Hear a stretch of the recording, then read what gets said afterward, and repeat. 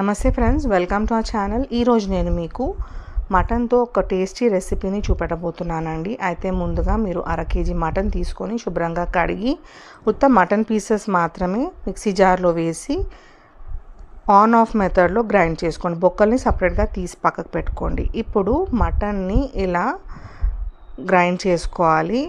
అంటే మరీ మెత్తగా గుజ్జులాగా కాకుండా ఇలా నేను చూపించిన విధంగా గ్రైండ్ చేసుకుంటే సరిపోతుంది.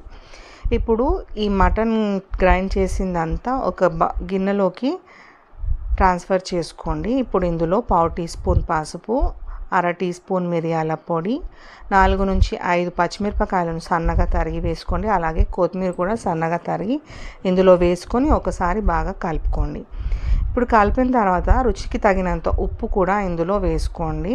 నేనైతే 1/2 టీ స్పూన్ ఉప్పు వేస్తున్నాను. ఇప్పుడు వేసిన తర్వాత ఒకసారి బాగా కలుపుకొని పక్కకు పెట్టుకోండి. ఇప్పుడు మరో మిక్సీ జార్ తీసుకొని అందులో సన్నగా తరిగిన పచ్చి కొబ్బరి ముక్కలు వేసుకొని ఆ తర్వాత 1/2 కప్పు వరకు నువ్వులు కూడా ఇందులో వేసుకోండి. కొద్దిగా నీళ్ళు యాడ్ చేసుకుంటూ మెత్తటి పేస్ట్ లాగా గ్రైండ్ చేసి పెట్టుకోవాలి. మంచి మెత్త పేస్ట్ వచ్చేంత వరకు గ్రైండ్ చేసుకోండి. అప్పటి వరకు కొద్దిగా నీళ్ళు యాడ్ చేసుకుంటూ ఉండండి. ఇప్పుడు ఇలా గ్రైండ్ చేసిన దీన్ని పక్కకు పెట్టుకోండి. ఇప్పుడు ఒక పెద్ద డేక్షా తీసుకొని దానికి సరిపడా మూత కూడా మనము తీసి పెట్టుకోవాలి. కరెక్ట్గా సరిపోవాలి మూత డేక్షాకి. ఇప్పుడు ఈ మూతని తీసి పక్కకు పెట్టుకొని మనము కలిపి పెట్టుకున్నాం కదా, కీమాలో మసాలా వేసి దాన్ని ఉండలుగా చేసి కట్టి పెట్టుకోవాలి. మూత మీద ఇలా రౌండ్గా కట్టి పెట్టుకోవాలండి. ఇప్పుడు మనం ఇలా మూత మీద పెట్టడం వల్ల ముట్టీలు ఇరిగిపోకుండా ఉంటాయన్నమాట, లేకపోతే విరిగిపోతాయి. ఇప్పుడు అన్ని ముట్టీలని ఇలా మనము కట్టి పెట్టుకున్నాం కదా. ఇప్పుడు స్టవ్ వెలిగించి డేక్షా పెట్టి 4 టేబుల్ స్పూన్ల వరకు నూనె పోసి నూనె కాస్త వేడైన తర్వాత అందులో 4 పచ్చిమిరపకాయలు లేదా 5 పచ్చిమిరపకాయలు తీసుకొని స్లిట్ చేసి ఇందులో వేసుకోవాలి. ఇవి కాస్త ఫ్రై అయిన తర్వాత ఉల్లిపాయలు 2 మీడియం సైజు సన్నగా తరిగి ఇందులో వేసుకోండి. ఇవి కూడా బాగా ఫ్రై అయిన తర్వాత ఇప్పుడు ఇందులో 1 టీ స్పూన్ వరకు అల్లం వెల్లుల్లి పేస్ట్ పచ్చి వాసన పోయేంత వరకు ఫ్రై చేసుకోవాలా. ఆ తర్వాత 2 టీ స్పూన్ల కారం పొడి, 1/2 టీ స్పూన్ పసుపు, అలాగే 1 టీ స్పూన్ జీలకర్ర పొడి, 2 టీ స్పూన్ల ధనియాల పొడి వేసుకోండి.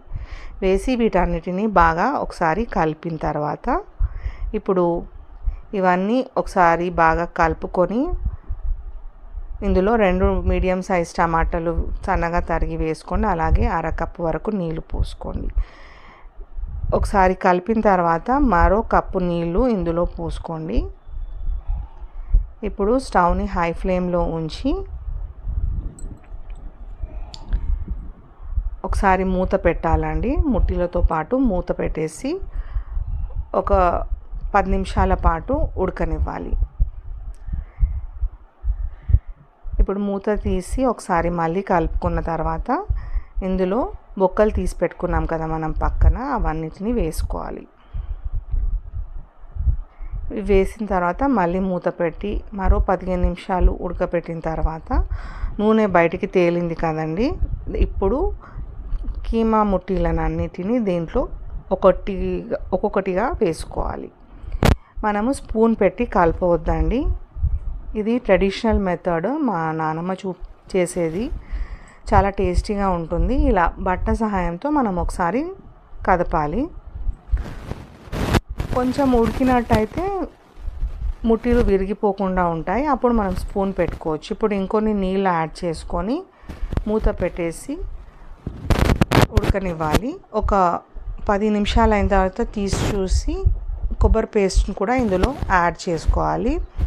మళ్ళీ ఆ పేస్ట్లో కొద్దిగా నీళ్ళు పోసి ఒకసారి కలుపుకోవాలి. కన్సిస్టెన్సీ చెక్ చేసుకోవాలి. మనకి మంచి గ్రేవీ కన్సిస్టెన్సీ వచ్చేంత వరకు చూసుకోవాలండి. ఇంకా నీళ్ళు యాడ్ అవుతుందా లేకపోతే సరిపోతుందా లేదా చూసుకొని మళ్ళీ మూత పెట్టి ఉడకనివ్వాలి.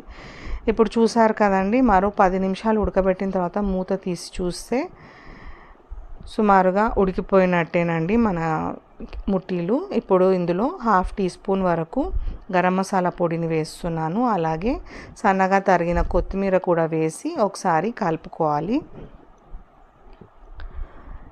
ఇప్పుడు కలిపిన తర్వాత మనకి ముట్టి ఉడికిందా లేదా చూసుకోవడానికి చెక్ చేసుకోవాలి. ఇప్పుడు ఒక ముట్టిని తీసుకొని ఇలా మనము ఫోక్ సాయంతో చెక్ చేసుకుంటే మంచిగా ఉడికిపోయిందని తెలుస్తుంది కదా. అంతేనండి, ఎంతో టేస్టీగా ఉండే కీమా ముట్టీల కూర రెడీ అయిపోయినట్టే. అయితే ఇప్పుడు నేను బగారా రైస్తోని సర్వ్ చేస్తున్నాను. చాలా టేస్టీగా ఉంటుంది. ఇది బగారా రైస్తో కానీ వైట్ రైస్తో కానీ తిన్నా కూడా చాలా టేస్టీగా ఉంటుంది.